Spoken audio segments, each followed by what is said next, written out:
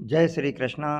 गीतांक 93 श्रीमद् भागवत गीता चौथा अध्याय श्लोक 4.15 और 4.16। मुमुक्षु की भांति कर्तव्य कर्म में आज्ञा व कर्मों को तत्व से जानना। प्रस्तुति योगी अंश रमेश चंद्र भार्गव। प्रिय धर्म प्रेमियों, पिछले अंक यानी गीतांक 92 में श्लोक क्रमांक 4.13 और 4.14 के अंतर्गत हमने भगवान द्वारा किए गए कर्मों की दिव्यता के विशेष वर्णन को जाना। इसके बाद श्लोक क्रमांक 4.15 और 4.16 में भगवान मुमुक्षु पुरुषों का उदाहरण देते हुए अर्जुन को निष्काम भावपूर्वक अपना कर्तव्य कर्म करने की आज्ञा देते हैं तथा कर्मों को तत्व से जानने का ज्ञान और उपदेश देते हैं। आइए जानते हैं। श्लोक 4.15 एवं ज्ञात्वा कृतं कर्म पूर्वैरपि मुमुक्षुभिः कुरु कर्मैव तस्मात् त्वं पूर्वै पूर्वतरम कृतम्।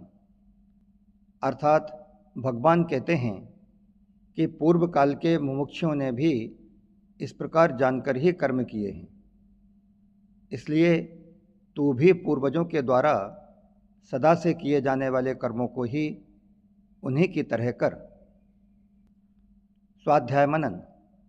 भगवान ने चौथे अध्याय के 9वें श्लोक से अपने कर्मों की दिव्यता का जो प्रसंग आरंभ किया था उसका वे यहाँ श्लोक क्रमांक 4.15 में उपसंहार करते हैं। एवं ज्ञात्वा कृतं कर्म पूर्वैरपि मुमुक्षुभिः, अर्थात अर्जुन मुमुक्षु थे यानी अपना कल्याण चाहते थे, परंतु युद्ध रूप से प्राप्त अपने कर्तव्य कर्म को करने में उन्हें अपना कल्याण नहीं दिखता है। प्रत्युत वे उसको घोर कर्म समझकर उसका त्याग करना चाहते हैं। गीता 3:1। इसलिए भगवान अर्जुन को पूर्व काल के मुमुक्षु पुरुषों का उदाहरण देते हैं कि उन्होंने भी अपने अपने कर्तव्य कर्मों का पालन करके कल्याण की प्राप्ति की है, इसलिए तुम्हें भी उनकी तरह अपने कर्तव्य का पालन करना चाहिए। तीसरे अध्याय के 20वें श्लोक में जनकादि का उदाहरण देकर तथा इसी चौथे अध्याय के पहले दूसरे श्लोकों में विवस्वान, मनु, इक्ष्वाकु आदि का उदाहरण देकर भगवान ने जो बातें कही थीं वही बात इस श्लोक में भी कह रहे हैं। शास्त्रों में ऐसी प्रसिद्धि है कि मुमुक्षा जागृत होने पर कर्मों का स्वरूप से त्याग कर देना चाहिए, क्योंकि मुमुक्षा के बाद मनुष्य कर्म का अधिकारी नहीं होता, प्रत्युत ज्ञान का अधिकारी हो जाता है। परंतु यहाँ भगवान कहते हैं कि मुमुक्षुओं ने भी कर्म योग का तत्व जानकर कर्म किए हैं, इसलिए मुमुक्षा जागृत होने पर भी अपने कर्तव्य कर्मों का त्याग नहीं करना चाहिए, प्रत्युत निष्काम भावपूर्वक कर्तव्य कर्म करते रहना चाहिए। कर्म संसार के लिए और योग अपने लिए होता है। कर्मों को करना और न करना, कर्म की ये दो अवस्थाएं हैं।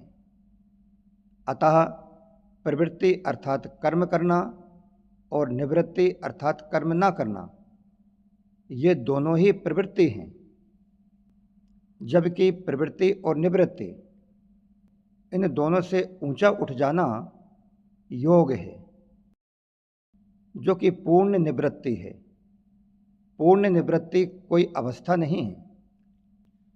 कुरु कर्मैव तस्मात् त्वं पूर्वैः पूर्वतरम कृतम्। इन पदों से भगवान अर्जुन को आज्ञा दे रहे हैं कि तू मुमुक्षु है, इसलिए जैसे पहले अन्य मुमुक्षुओं ने लोक हितार्थ कर्म किए हैं, ऐसे ही तू भी संसार के हित के लिए यह युद्ध कर्म कर।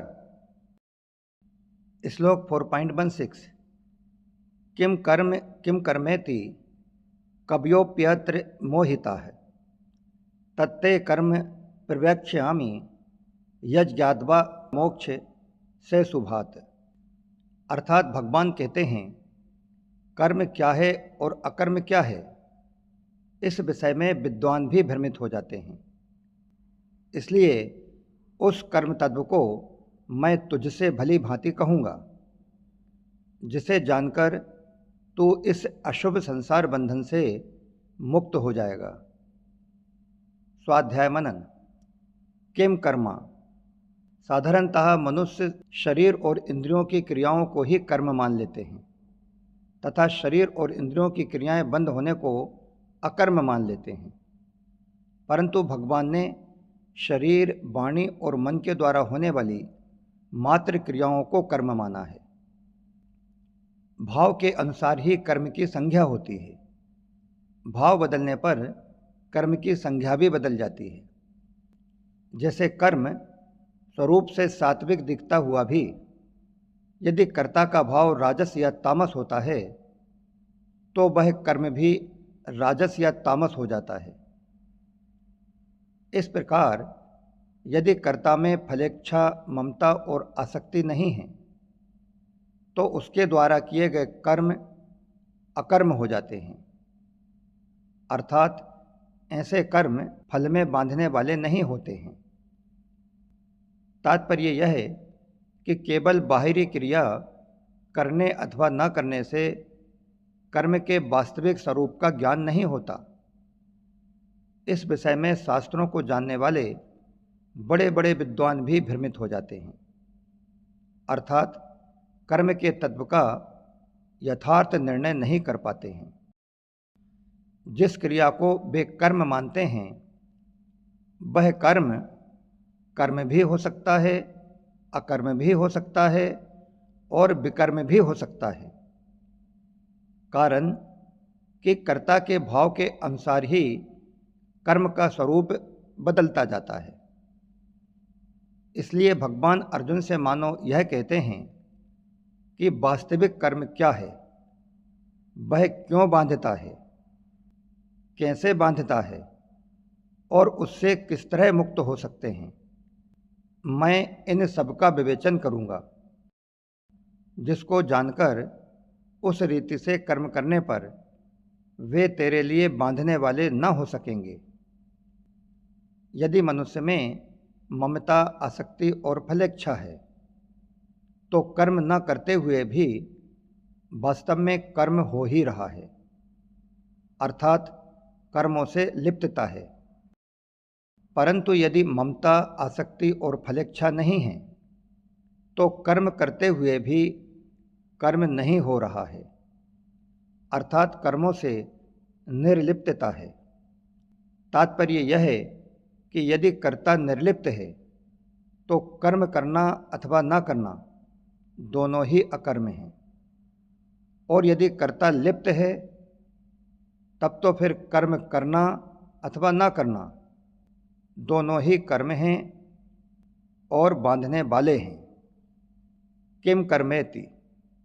भगवान ने कर्म के दो भेद बताए हैं, कर्म और अकर्म। कर्म से जीव बंधता है और अकर्म से मुक्त होता है। यहाँ कर्म से आशय है खुद के सुखभोग के लिए किए जाने वाले कार्य, और अकर्म से आशय है दूसरों के लिए किए जाने वाले कार्य। कर्मों का त्याग करना अकर्म नहीं है। भगवान ने मोहपूर्वक किए गए कर्मों के त्याग को तामस बताया है। गीता 18:7।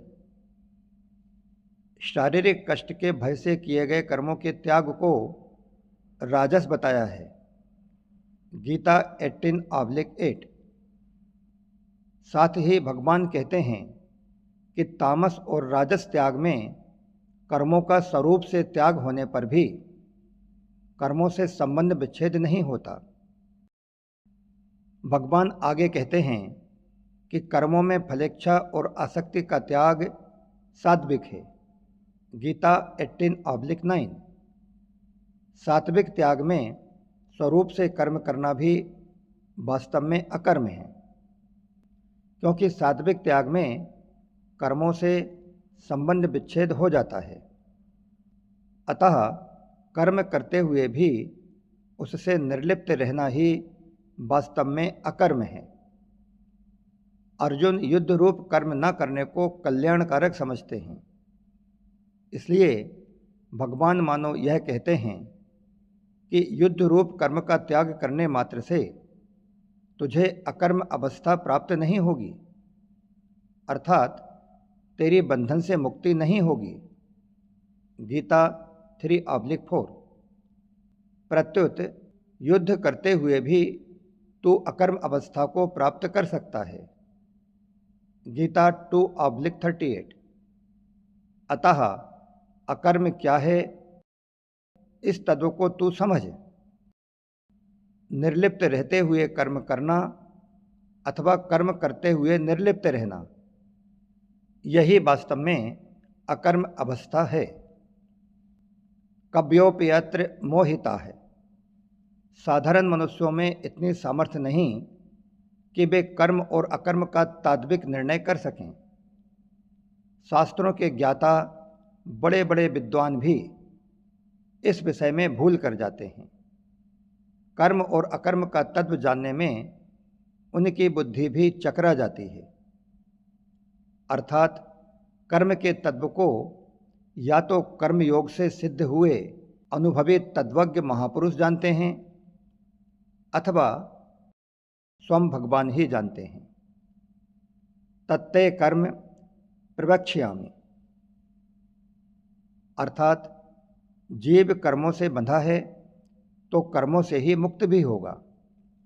यहाँ भगवान प्रतिज्ञा करते हैं कि मैं वह कर्म तत्व भली भांति कहूँगा जिससे कर्म करते हुए भी कर्म बंधनकारक न हो।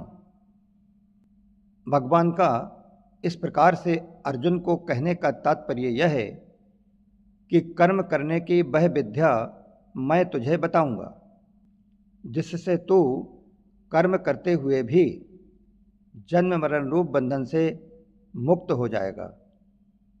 कर्म करने के दो मार्ग हैं, प्रवृत्ति मार्ग और निवृत्ति मार्ग। प्रवृत्ति मार्ग को कर्म करना कहते हैं और निवृत्ति मार्ग को कर्म न करना कहते हैं। ये दोनों ही मार्ग बांधने वाले नहीं हैं।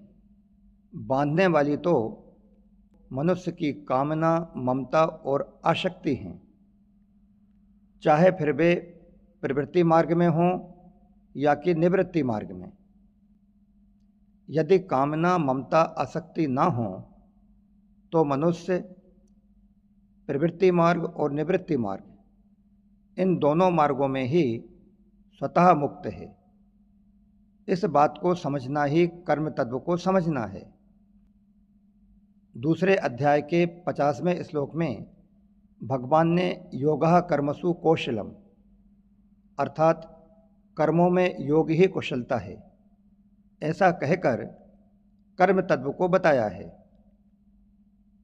तात्पर्य यह है कि कर्म बंधन से छूटने का वास्तविक उपाय योग अर्थात समता ही है, परंतु अर्जुन इस तत्व को पकड़ नहीं सके, इसलिए भगवान इस तत्व को पुनः समझाने की प्रतिज्ञा कर रहे हैं। कर्म योग कर्म नहीं है, प्रत्युत सेवा है।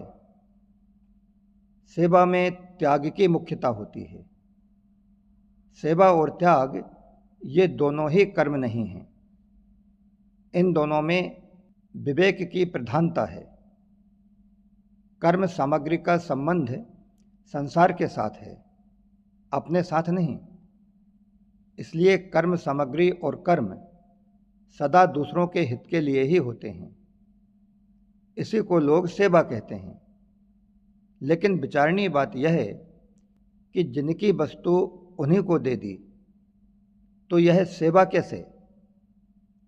यह सेवा नहीं अपितु विवेक है। इस प्रकार त्याग और सेवा ये दोनों ही कर्म साध्य नहीं हैं, प्रत्युत विवेक साध्य हैं। मिली हुई वस्तु अपनी नहीं है, दूसरों की है और दूसरों की सेवा में लगाने के लिए ही है। यही विवेक है। इसलिए मूलतः कर्मयोग कर्म नहीं है, प्रत्युत विवेक है। विवेक किसी कर्म का फल नहीं है, प्रत्युत प्राणी मात्र को अनादिकाल से स्वतः प्राप्त है। यदि विवेक किसी शुभ कर्म का फल होता तो विवेक के बिना उस शुभ कर्म को कौन करता, क्योंकि विवेक के द्वारा ही मनुष्य शुभ और अशुभ कर्म के भेदों को जानता है तथा अशुभ कर्म का त्याग करके शुभ कर्म का आचरण करता है। अतः यहाँ यह स्पष्ट हुआ कि विवेक शुभ कर्मों का कारण है, कार्य नहीं। यह विवेक स्वतः सिद्ध है, इसलिए कर्मयोग भी स्वतः सिद्ध है, अर्थात कर्मयोग में परिश्रम नहीं है। इस प्रकार कर्मयोग में स्वयं का विवेक, ज्ञान योग में स्वयं का असंग स्वरूप और भक्ति योग में स्वयं का भगवान के साथ संबंध, ये तीनों ही स्वतः सिद्ध हैं। यज्ञात्वा मोक्ष सैसुभात, अर्थात जीव स्वयं शुभ है और परिवर्तनशील संसार अशुभ है। जीव स्वयं परमात्मा का नित्य अंश होते हुए भी परमात्मा से विमुख होकर अनित्य संसार में फंस गया है। भगवान कहते हैं कि मैं उस कर्म तत्व का वर्णन करूंगा जिसे जानकर कर्म करने से तू अशुभ से अर्थात जन्म मरण रूप संसार बंधन से मुक्त हो जाएगा। इस श्लोक में कर्मों को जानने का जो प्रकरण आरंभ हुआ है उसका उपसंहार इसी चौथे अध्याय के 32वें श्लोक में एवं ज्ञात्वा विमोक्ष्यसे पदों से किया गया है। मार्मिक बात, कर्म योग का तात्पर्य है कर्म संसार के लिए और योग अपने लिए। कर्म के दो अर्थ होते हैं, करना और ना करना। कर्म करना और ना करना ये दोनों प्राकृत अवस्थाएं हैं। इन दोनों ही अवस्थाओं में अहंता रहती है। कर्म करने में कार्य रूप से अहंता रहती है और कर्म ना करने में कारण रूप से। जब तक अहंता है तब तक संसार से संबंध है और जब तक संसार से संबंध है तब तक अहंता है। परंतु योग इन दोनों अवस्थाओं से अतीत है। योग का अनुभव करने के लिए अहंता से रहित होना आवश्यक है। अहंता से रहित होने का उपाय है कर्म करते हुए अथवा न करते हुए योग में स्थित रहना और योग में स्थित रहते हुए कर्म करना अथवा ना करना।